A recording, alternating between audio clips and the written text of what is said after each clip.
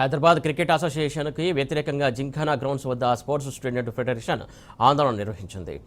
TTDC president నిరసన చేశారు. క్రీడాకారులకు అన్యాయం చేసి ప్రైవేటు వ్యక్తులు డబ్బులు దండుకుంటున్నారని ఫెడరేషన్ నాయకులు ఆరోపించారు. విశాఖ ఇండస్ట్రీస్కు బదిలీ చేసినటువంటి 68.73 కోట్లు వెనక్కి తీసుకోవాలని డిమాండ్ చేశారు.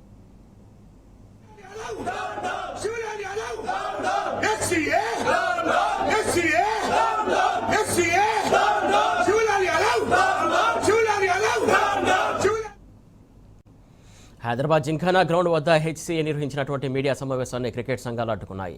హెచ్సీఏలో జరిగినటువంటి అవినీతి ఆరోపణలపై బీసీసీఐ విచారణ జరపాలని Telangana district cricket association president Allipuram Venkateswara Reddy demand చేశారు.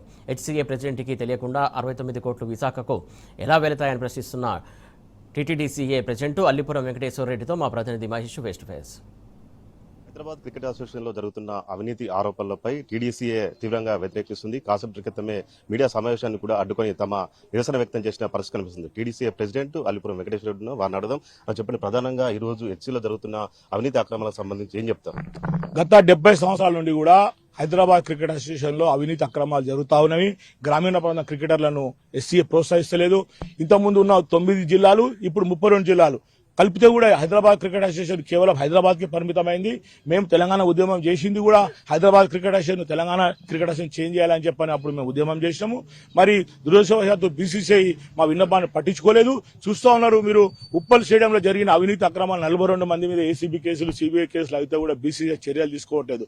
మేము కోరుతా ఉన్నాం బీసీసీఐని, అయ్యా మీరు ఎస్సీ మీద దృష్టి పెట్టండి.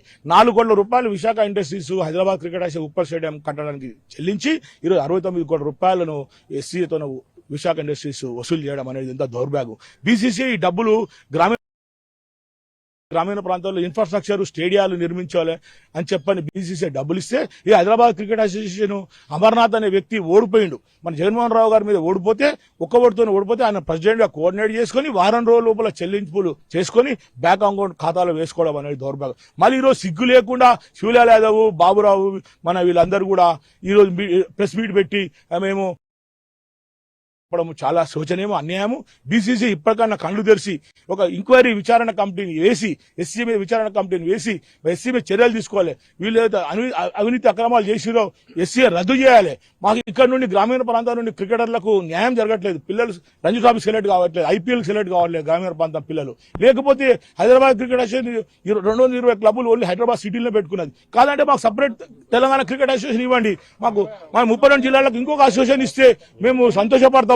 మేము కూడా కపిల్ దేవులను, ధోలీలను, వైభవ్ శ్రీవంశీలను మేము తెలంగాణ గ్రామీణ ప్రాంతం నుండి మేము కూడా సెలెక్ట్ చేసుకుని అభివృద్ధి చేసుకుంటాము. చాలా మంది ఇక్కడ చూస్తున్నారు మీరందరూ. ఈ యువకులందరూ కూడా ఉస్మానియా సిటీలో చదువుకున్న యువకులు, గ్రామీణ ప్రాంతంలో వచ్చే క్రికెట్ ప్లేయర్లు వీళ్ళందరూ కూడా అందరూ బాధపడుతున్నారు. సార్ మాకు రాలేదు ఛాన్సెస్, మాకు బీసీసీఐ ఇన్ని నిధులు ఇస్తే కూడా ఎస్సీఏ దుర్వినియోగం చేసి మరి మళ్లించడం అనేది చాలా శోచనీయము. హైదరాబాద్ క్రికెట్ శివలాల్ యాదవ్ కనుసన్నలో నడుస్తా ఉంది. అతను 70-60 ఏళ్ల నుండి శాసిస్తా ఉన్నాడు. మరి ఈ నిధులన్నీ కూడా మరి కేవలం 4 కోట్ల రూపాయలు చెల్లించి ప్లేయర్ల సెలక్షన్ లో కూడా వీళ్ళు అవినీతి అక్రమాలకు పాల్పడతా ఉన్నారు. అండర్ 13, 16 కానీ 19 కానీ రంజీ ట్రోఫీ ప్లేయర్ల సెలక్షన్స్ లో కూడా అవినీతి అక్రమాలు జరుగుతూ ఉన్నాయి.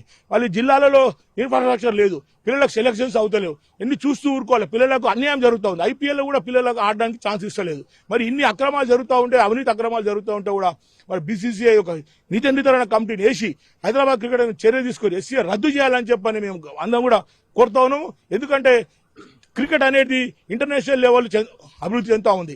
మీరు చూస్తూ ఉన్నారు, వరల్డ్ కప్ జరుగుతూ ఉంది. ఎన్ని చిన్న చిన్న దేశాలు క్రికెట్ ఆడుతున్నాయి. వేరే మన ప్రాంతాల్లో మన ఇండియాకి చెందిన వాళ్ళు కేవలం తెలంగాణ గ్రామీణ ప్రాంతం క్రికెట్ క్రీడాకారులకే ఈ అవకాశం రావట్లేదు. హైదరాబాద్ రంజీ ట్రోఫీ ఆడడానికి ఛాన్స్ లేదు, ఐపీఎల్ ఆడడానికి ఛాన్స్ లేదు, ఇతర దేశాలకు ఆడడానికి ఛాన్స్ లేదు. కనుక బీసీసీఐ ఇప్పుడు మహారాష్ట్రలో 3 అసోసియేషన్ ఉన్నాయి.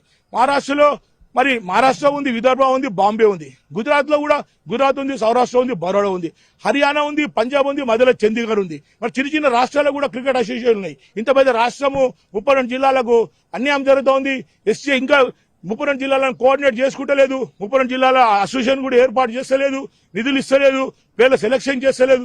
మేము కోరేది ఒకటే, బీసీసీఐని మీరు ఇమ్మీడియట్ గా ఎస్సీఏ విషయంలో మీరు దఖలు చేసుకుని హైదరాబాద్ రద్దు చేసి తెలంగాణ జిల్లాల క్రికెట్ సంఘానికి మీరు ఆదివారం ఇస్తే మేము తప్పకుండా మేము మా ప్లేయర్లను సెలెక్ట్ చేసి మేము ఇండియాకి ఆడిపిస్తామని తెలియజేసుకుంటాం. జై తెలంగాణ. సమయం లేకుండానే ఇటు ఫిబ్రవరి 2లో నేను ఛార్జ్ తీసుకున్నాను. జనవరి 3 నుంచి ఇది బ్యాంకు రిలీజ్ అయింది. బ్యాంకు నుంచే 69 కోట్లు నేరుగా వెళ్ళారు కూడా ఎస్సీఏ ప్రెసిడెంట్ అమర్నాథ్ చెప్తున్నారు. ఇది ఎట్లా చూడాలి? ఇప్పుడు అమర్నాథ్ ఆయన డిసిజన్ ఆయనది సొంతంది కాదు, అది శివలాల్ యాదవ్, వివేక్ వీళ్ళందరూ కలిపి తీసుకున్న డిసిజన్ అమర్నాథ్ అవలంబించిండు, ఇంప్లిమెంట్ చేసిండు. ఓడిపోయిన వ్యక్తి, ఒక ఓటుతో ఓడిపోయిన వ్యక్తిని ఎట్లా ఎస్సీఏ కోఆర్డినేట్ చేసుకుని అదే ఇల్లీగల్. అతను ప్రెసిడెంట్ గా కోఆర్డినేట్ చేసుకోవడం ఇల్లీగల్, మళ్ళీ చెల్లించడం కూడా ఇంకా డబుల్ ఇల్లీగల్. అమర్నాథ్ పైన కూడా చర్యలు తీసుకోవాలి. అమర్నాథ్ తీసుకున్న ఈ యొక్క నిర్ణయాన్ని కూడా రద్దు చేయాలని చెప్పని మేము బీసీసీని కోరుతా ఉన్నాం. ఏం డిమాండ్ చేస్తారు? 69 కోట్లకు సంబంధించి 69 కోట్లు 69 కోట్లు బ్యాంకు ఫ్రీజ్ చేసింది, బ్యాంక్ ఆటోమేటిక్ గా రిలీజ్ చేసింది కూడా వీళ్ళు మరి ఏం వీళ్ళు ఎట్లా 69 కోట్లు వీళ్ళు వడ్డీ, చక్రవడ్డీ అన్ని వడ్డీలు వేసుకొని వీళ్ళు చెల్లించుకున్నారు. వాళ్ళు లెక్కలు వేసుకొని చెల్లించుకున్నారు. బీసీసీఐ పర్మిషన్ తీసుకోవాలి కదా, బీసీసీఐ డబ్బులు కదా, ఆర్బిట్రేషన్ కు మధ్యవర్తిత్వానికి ఛాన్స్ ఉంది కదా. ఇంట్రెస్ట్ తగ్గించి మరి ఏదైనా చెల్లింపులు ఉంటే గ్రామీణ బంధం క్రికెటర్ల డబ్బు అని చెప్పని ఇంట్రెస్ట్ తగ్గించుకోవచ్చు. ఎకాఎక్కున కోర్టు ఆర్డర్ ఇచ్చిందని చెప్పని ఎకాఎక్కున చెల్లించడం అనేది అన్యాయం. అక్కడ ఛాన్స్ ఉంది. అట్లా కాదు, మాది గ్రామీణ బంధం క్రికెటర్ల డబ్బు ఇది అని చెప్పని ఎవరైనా వేడుకుంటే ఆర్బిట్రేషన్ కానీ కోర్టును వేడుకుంటే కూడా డబ్బు ఇంట్రెస్ట్ తగ్గిస్తారు. వాళ్ళు అలాంటి ఆస్కారం లేకుండా వీళ్ళు అకౌంట్లో వేసుకోవడం అనేది అక్కడనే సంథింగ్ ఈజ్ దేర్ అనేది మేము అర్థమవుతా ఉంది. ఏం డిమాండ్ చేస్తారు? మేము ఒకటే డిమాండ్ చేస్తా ఉన్నాము, హైదరాబాద్ క్రికెట్ అసోసియేషన్ తీసుకున్న ఈ 70 కోట్ల చెల్లింపు అయితే ఉందో బీసీసీఐ వెంటనే జోక్యం చేసుకొని ఈ యొక్క నిర్ధారణ కమిటీ బీసీసీఐ నుండి వచ్చి ఒక టీం వచ్చి ఇదంతా కూడా వెలికి తీసి బయటికి తీసి ఎస్సీ రద్దు చేయాలి, హైదరాబాద్ క్రికెట్ మెంబర్షిప్ రద్దు చేయాలని కోరుతా ఉన్నాం. ఇది మొత్తంగా చూసినట్టయితే దీనికి సంబంధించి ఇటు 69 కోట్లకు సంబంధించి బ్యాంక్ ఫ్రీజ్ ఎస్సీఏ సంబంధం లేకుండా ఎలా అవుతాయి, దీన్ని ఆపాల్సిన బాధ్యత ఎస్సీఏ ఉంది. ఖచ్చితంగా దీనిపై బీసీసీఐ నిజ నిర్ధారణ కమిటీ వేయాలి, దీనిపై ఖచ్చితంగా విచారణ చేపట్టాలని కూడా TDCA president Allipuram Venkateswara Reddy demand చేస్తున్నారు. కెమెరామెన్ గోపాల్తో మహేష్ న్యూస్, హైదరాబాద్.